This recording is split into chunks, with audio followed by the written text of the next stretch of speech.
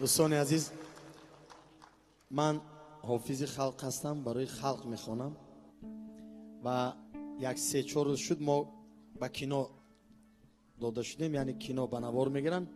من یک رول بازی میکنم در اونجا. دیروز در ورزا بودم، امروز در کلخاز روسیه بودیم در چایخانه. شما کینو دیدگی هستیتون؟ من با دختری واخوردم، همونا از سری نو ما به نوار گذاشتیم، یعنی زمانوی کردم. وای سال کنه، سال 58 سال کشیدگی، من 50 سال گذشت، 52 سال گذشت از سری نو.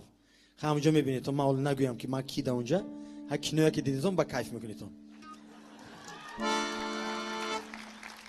لیکن راستی گپ، من در حقیقت پگانی فردا خدا خواهد با دعای شما من امریکا سفر دارم و رفته 2 تا کنسرت انام شما داده، مردمی همونجا خیلی یهودی های بخاری و دیگر خیشای دیده میبیم، نصیب باشد. لیکن دعای شما کتی البته و تشکر. 15 روز قبل از این من از هندوستان آمدم. من باری چندم است که هندوستان میرم و در هندوستان حافظای نامی هندوستان، حافظای مشهور عرب، حافظای مشهور دیگر دولت ها بودن. ما از تاجیکستان بودیم و وقت از اونه که 10,000 آدم میخواد زل بشتگی، من یک سرودی هندی هم میخوندم، هندوها کتی من همه زل میخوند همراه من. همیشه سرود من تاجیکا به وطن خودم، به ملت خودم به باید که تشکیل کنم که همون سرود ما یک جای کتی شما خوانیم هر یک کنسرت. به خدا خواهد ما اینو تیار کردیم میشد برای یک سرود برای تاجیکستان، برای وطن که وطن ما و شما وطنی از همه زیباترین است در روی دنیا. یگان جای من دنیای همه شدید همه خریطه گیریتون گلوبوس میگن، همون توپ تیتکنی کجا من نبودم، همه جا بودم. 1000 بار شکر درگاه خدا. یگان جا به حرمت پروردگار به مانند تاجیکستان زیبا، دلکش، عزیز نیست. و از همه خوشروترین خلق در روی جهان این مردمی تاجیک است. من مردانوار میگم. بار دیگر من شاگردی من دیدید گپا یاد دادم، کارو یاد دادیم، شاگردام کم کم یاد گرفتن.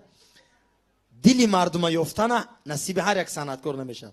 من خلق وطنم، خلق دیارم همیشه خاکی پاشم میشم، همیشه انا خیلی تعظیم.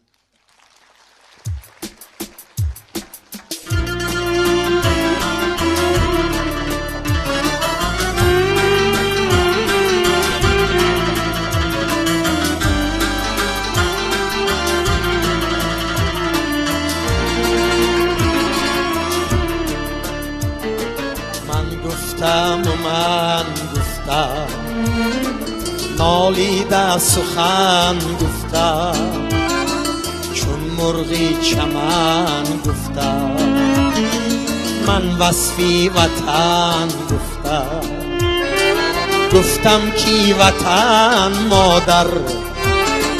مادر چو وطن بینگر، خوبن به هم دیگر، جان زنده وطن گفتم، جان زنده وطن گفتم.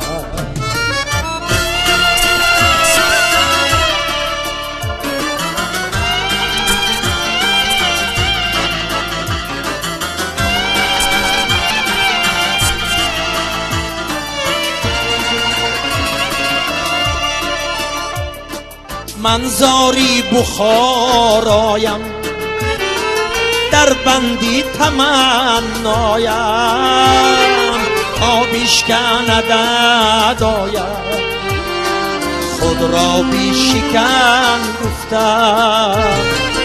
من گفتم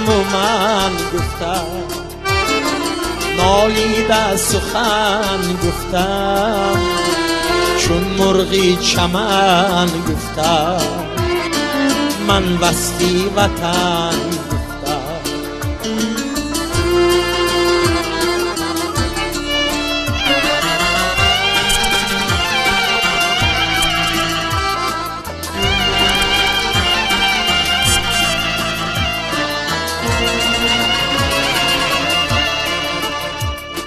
یک پاره سمرقند از لختی جگر کنده،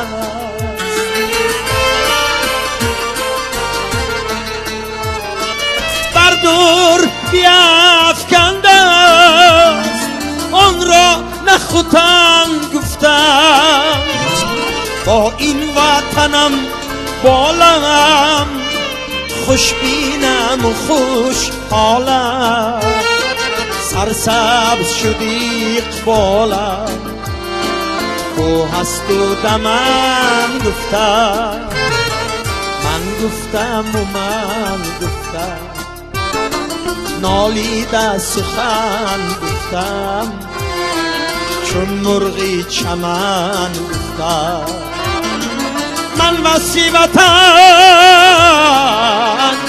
گفتم